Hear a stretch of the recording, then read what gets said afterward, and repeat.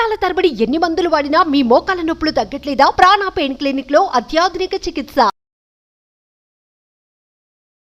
నమస్కారం డాక్టర్ శ్రీ ఆచార్య అనంతకృష్ణ స్వామి గారు. నమస్కారం అండి. కంటెంట్ స్టార్ట్ చేసే ముందు క్లాస్ అడుగుదామండి. అంటే చాలామంది అడుగుతూ ఉన్నారు కాబట్టి ఏమైనా స్పెషల్ క్లాస్ అయితే చాలా ఎక్కువ మంది అడిగినటువంటి వాళ్ళు ఉన్నారు కాబట్టి అడుగుతున్నాను. ఎప్పుడు క్లాసెస్ ఉన్నాయి, ఎక్కడెక్కడ ఉన్నాయి? మనకి ఎందుకంటే స్పెషల్ క్లాస్ అటెండ్ చేస్తే కానీ మళ్ళీ మనం జనవరిలో కొత్త టార్గెట్స్ పెట్టుకోవాలి కదా, దానికోసం స్పెషల్ క్లాస్ చాలా కంపల్సరీ కదా. అందుకోసం మనం స్పెషల్ క్లాస్ కోసం చాలామంది ఎన్రోల్ అయినారు. వీలైనంత తొందరగా కూడా ఎన్రోల్ చేసుకోండి. ఎక్కువ రోజులు మనకు 1 వీకే ఉంది కాబట్టి 2024లో మీరు ఒక మంచి టార్గెట్ కావాలి, మీరు అనుకున్న టార్గెట్ రీచ్ కావాలి, మీ లక్ష్యాలను నెరవేరాలి అన్నప్పుడు మనకు స్పెషల్ క్లాసు చాలా ఇంపార్టెన్స్. అది కావాలనే ప్లాన్ చేసి డిసెంబర్లో పెట్టడం జరిగింది. ఓకేనా. అలాగే మనకు మళ్ళీ 17th హైదరాబాద్లో మళ్ళీ రెగ్యులర్ క్లాస్ హైదరాబాద్లో మనకు 17th ఉంటుంది. అలాగే మనకి 24 రాజమండ్రిలో ఉంటుంది డిసెంబర్. ఈ విధంగా ఎన్రోల్ చేసుకోండి. అంటే మనం ఏదైనా అనుకోగానే ఏ విధంగా సమకూరుతాయి మన చుట్టూ ఉండేటువంటి అంటే ఆలోచన ఎప్పుడైనా సరే అన్న ఒకటి కనుక వేస్తే అది బలంగా నాటితే వృక్షం ఎలా అయితే పెరుగుతుందో ఆటోమేటిక్గా వాతావరణం సహకరిస్తే అది కూడా ఏ విధంగా అయితే పెరుగుతుంది. మన ఆలోచన తగ్గట్టే ఎగ్జిక్యూషన్ ప్లాన్ మన బ్రెయిన్ సపోర్ట్ చేసి మనకి ఇచ్చేస్తూ ఉంటుంది. డబ్బుకు సంబంధించినటువంటి ఆలోచన పడితే ఎగ్జిక్యూషన్ కూడా దానికి తగ్గట్టే ఆటోమేటిక్గా వచ్చేస్తుంది. ఆలోచనలు తీసుకువెళ్తాయి సార్ మన నడవడికని బట్టి, మన దాన్ని బట్టి మార్పు వచ్చేస్తుంది. బట్ ఒకవైపు ప్రయాణం చేసినప్పుడు దాని దగ్గర దారిలో పని అయిపోతుంది. అదే మీరు చెప్తుంటే నాకు లాస్ట్ RRR సినిమాలో ఒక డైలాగ్ ఒకటి గుర్తొచ్చిందండి. అంటే యుద్ధం చేయాలని ఆలోచన ఉంటే చాలు, ఆయుధాలు వాటంతట అవి వచ్చేస్తూ ఉంటాయి. ఇది అంతే. Excellent dialogue, excellent dialogue. నీకు ముందైతే అది రావాలి కదా మైండ్లో. అది రానంతో డబ్బు సంపద ఎట్లా వస్తుంది, ఎలా వస్తాయని క్వశ్చన్లోనే ఉంటే కాదు కదా, దానిపై ప్రయత్నం చేసినప్పుడు ఆటోమేటిక్ వచ్చేస్తుంది. అవును. ఈ వీడియోలో ఏం చెప్తున్నారు ఇక్కడ నెపోలియన్ హిల్ ఏం చెప్తున్నాడంటే, మనిషి మనసు ఏదైతే చూడగలుగుతుందో, విశ్వసించగలుగుతుందో అది మీరు తయారవుతారు. ఎంత గొప్ప వాక్యం అండి. మనిషి మనసు ఏదైతే చూడగలుగుతుందో, అది చూసిన దాన్ని విశ్వసిస్తారో అది మీరు తయారవుతారు.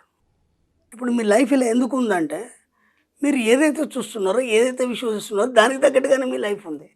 కొత్త మార్పు ఏం లేదు. అర్థమైందా? ఇప్పుడు మనం మార్పు రావాలంటే ఏం చేయాలి? మనం ఇప్పుడు ఇది వాక్యాన్ని తీసుకున్నప్పుడు మీకు ఉన్నతంగా కావాలన్నప్పుడు ఉన్నతత్వాన్ని చూడాలి. అర్థమైందా? దాన్ని విశ్వసించాలి. విశ్వసించినప్పుడు దానిలాగా మీరు తయారవుతారు. ఇది మనకు సైన్స్ పరంగా తీసుకున్నప్పుడు ఎంత అద్భుతంగా ఉంటుందంటే, మీ మనసుకు బోలెడు లక్షణాలు ఉన్నాయండి. అది ఏమేం చేస్తుందంటే మంచిని చూడగలదు, చెడని చూడగలదు. ఓకేనా. కానీ మనకి మంచి కంటే ఎక్కువ చెడు అనేది బాగా మైండ్లో ఫిక్స్ అయిపోతుంది. అవును.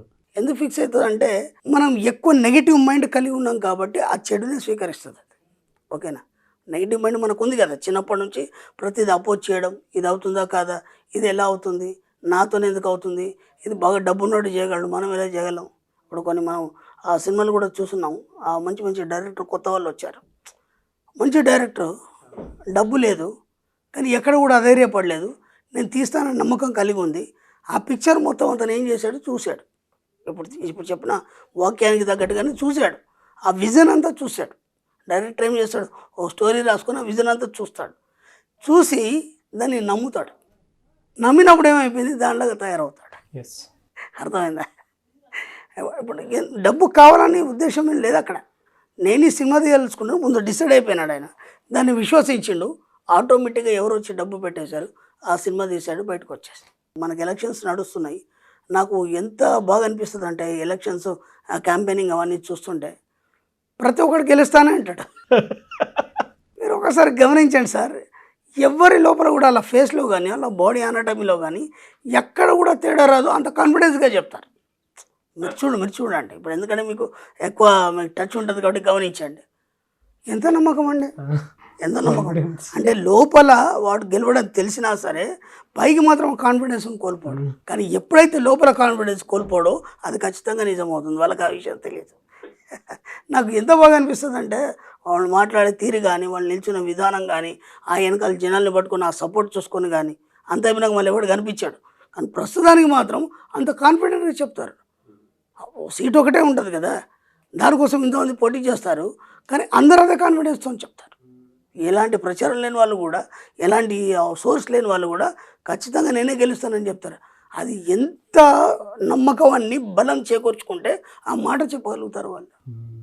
అలాగే మన సబ్జెక్ట్లో కూడా మన దగ్గర ఏమి ఉండదు, మన దగ్గర డబ్బు ఉండదు, సంపద ఉండదు, ఐశ్వర్యం ఉండదు.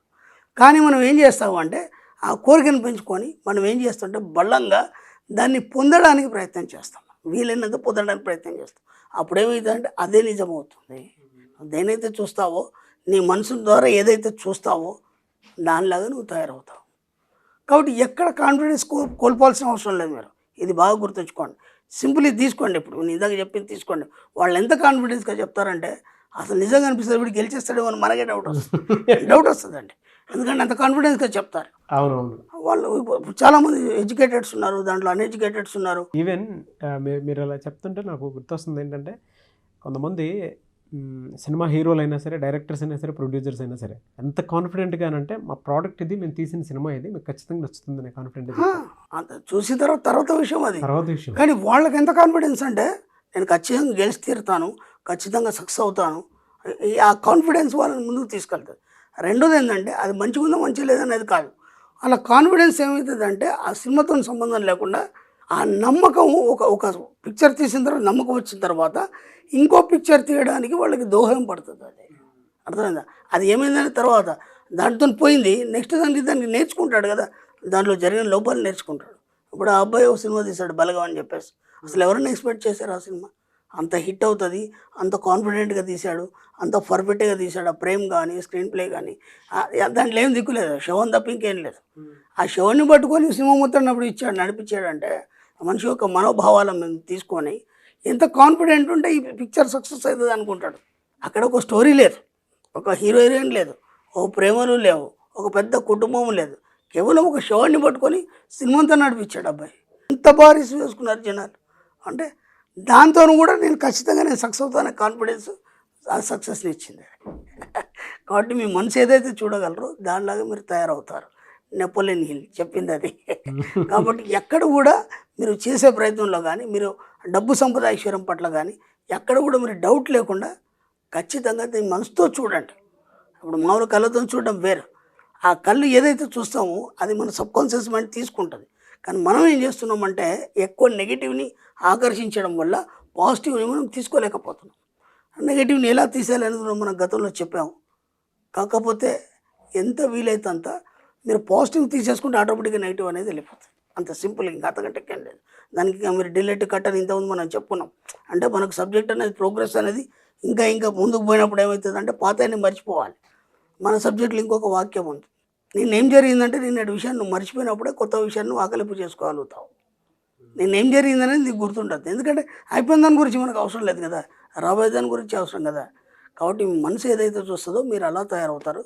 ఎక్కడ ఏది మీరు డబ్బు సంపద ఐశ్వర్యం పట్ల మీరు ఒక ధనవంతుడిగా మిమ్మల్ని మీరు ఊహించుకున్నప్పుడు మీరు అలాగే తయారవుతారు. సింపుల్. డబ్బు సంపద ఐశ్వర్యం రావడానికి దానికి కష్టపడాల్సిన అవసరం, జస్ట్ ఊహించుకుంటే వచ్చేస్తుంది. చాలామందికి వచ్చింది, మన అచీవ్మెంట్స్ చాలామంది చెప్పారు. సబ్జెక్ట్ జెన్యూన్ అందరికీ తెలుసు. ఇప్పటికైనా ఒకసారి ప్రయత్నం చేయండి. అచీవ్ చేసిన మనసు ద్వారా ఏదైతే చూస్తే దానిలాగా తయారు. ఆ రిసోర్స్ ఆలోచనకు తగ్గట్టే రిసోర్స్ మొత్తం క్రియేట్ చేయబడతాయండి. ఎస్, అందులో అచీవ్ చేసినటువంటి వాళ్ళు చెప్పినటువంటి మాటలను బట్టి వింటేనే మనకు క్లారిటీ వస్తూ ఉంటుంది. అందరూ ఊహించుకుంటే వస్తుందా చేస్తుందా అని చెప్పేసి లేదు, దానికి ఒక పర్టికులర్గా సబ్జెక్ట్ని ఫాలో అయ్యేటువంటి వాళ్ళకి మాత్రమే తెలుస్తుంది. పిహెచ్డీ చేసినప్పుడు తెలుస్తుంది అండి, జనరల్గా చెప్తున్నాను. పిహెచ్డీ చేసినప్పుడు తెలుస్తుంది ఆ థీసిస్ మీద ఎన్ని రకాలుగా దాన్ని అప్లై చేసి చూస్తే దాని రిజల్ట్ ఉంటుంది అనేది. బేసిక్ నుంచి చూసేటువంటి వాడికి ఏం తెలియదు. పిహెచ్డీ కోసమో లేకపోతే మీ డిగ్రీ కోసమో మీ స్టడీ కోసమో అన్ని గంటలు వెచ్చిస్తారు కదా. ఒక 15-20 నిమిషాలు లేదా ఒక అరగంట డబ్బు కోసం వెచ్చించండి, అంతకంటే ఎక్కువ సంపాదించేస్తారు మీరు. Fantastic money motivation. Thank you sir, thank you so much doctor షియా చిరానందకృష్ణ స్వామి గారు. థ్యాంక్ యూ అండి.